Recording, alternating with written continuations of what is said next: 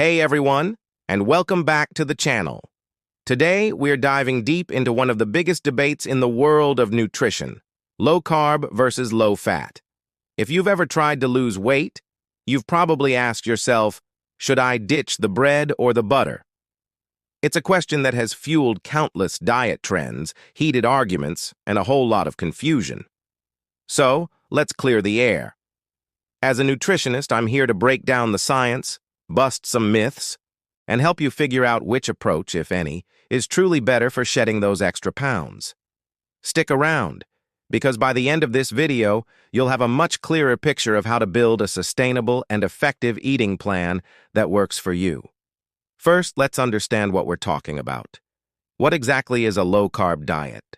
Essentially, it involves significantly reducing your intake of carbohydrates, which are found in foods like bread, pasta, rice, potatoes, sugary drinks, and even many fruits. Instead, you focus on eating more protein and fat.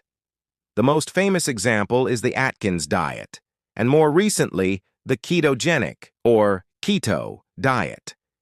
The main idea behind this approach is that by restricting carbs, you lower your insulin levels. Insulin is a hormone that not only regulates blood sugar, but also tells your body to store fat. When insulin is low, your body is encouraged to burn its stored fat for energy, a state known as ketosis.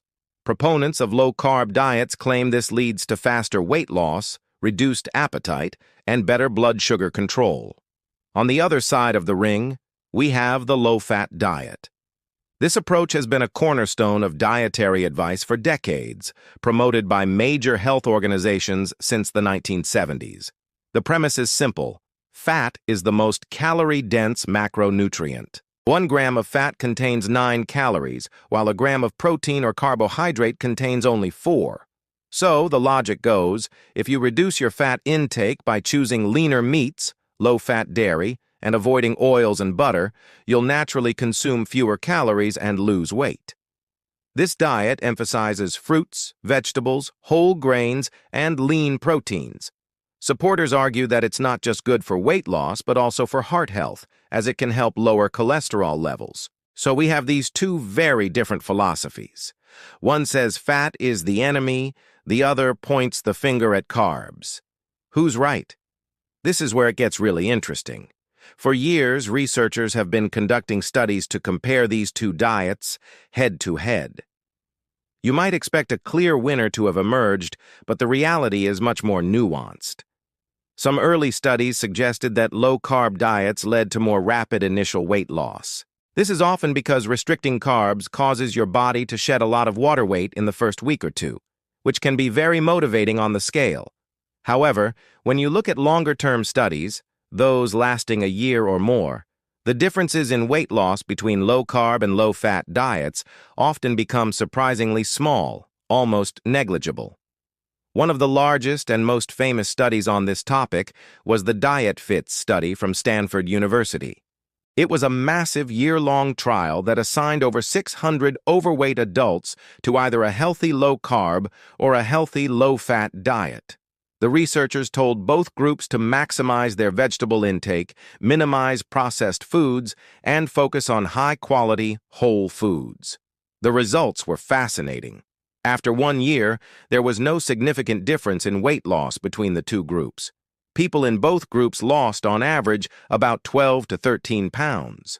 What's more, the study looked at whether a person's genetics or insulin response could predict which diet would be better for them, and they found no correlation.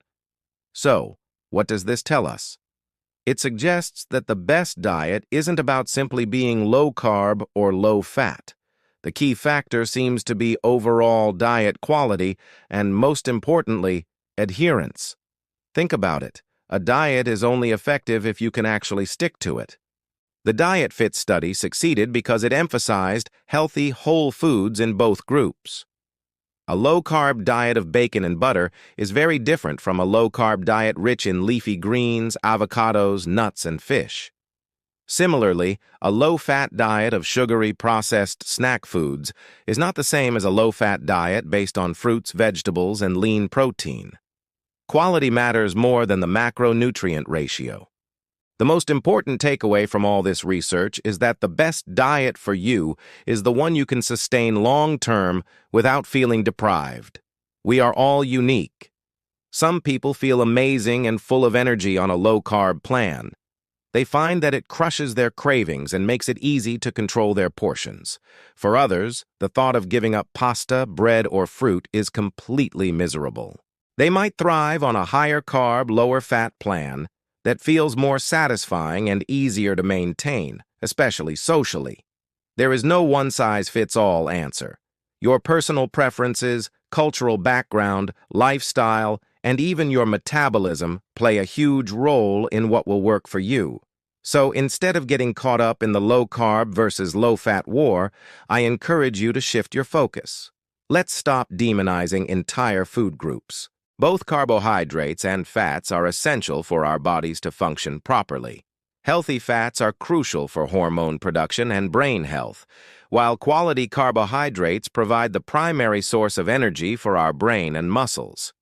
The real villains in our modern diet are typically ultra-processed foods, added sugars, and unhealthy trans fats, not the macronutrients themselves. My advice is to focus on the principles that both successful diet plans share. First, prioritize whole, unprocessed foods. Whether you're eating low-carb or low-fat, build your meals around vegetables, quality protein sources, and healthy fats. Second, pay attention to calorie balance. At the end of the day, weight loss requires a calorie deficit, meaning you burn more calories than you consume. Both diet styles can help you achieve this, but you still need to be mindful. Third, listen to your body. How do you feel? Are you energetic or lethargic? Are you constantly hungry or are you satisfied after meals? Your body gives you clues about what's working. And finally, find a pattern of eating that fits seamlessly into your life, not one that makes you feel isolated or stressed. The goal is not a temporary diet, but a permanent healthy lifestyle. So to wrap it all up, which is better, low-carb or low-fat? The scientific consensus is that neither is definitively superior for long-term weight loss for the general population. The most effective approach is the one that is made up of high-quality, whole foods and that you can happily stick with for the long haul. My advice is to experiment. Maybe try reducing refined carbs and sugars for a few weeks and see how you feel. Or perhaps try focusing on lean proteins and loading up on veggies and fruits. The key is to find your personal balance. Don't let diet dogma dictate your choices. Focus on quality, consistency, and what makes your body feel its best. Thank you so much for watching today. I hope this cleared up some of the confusion surrounding the low-carb and low-fat debate.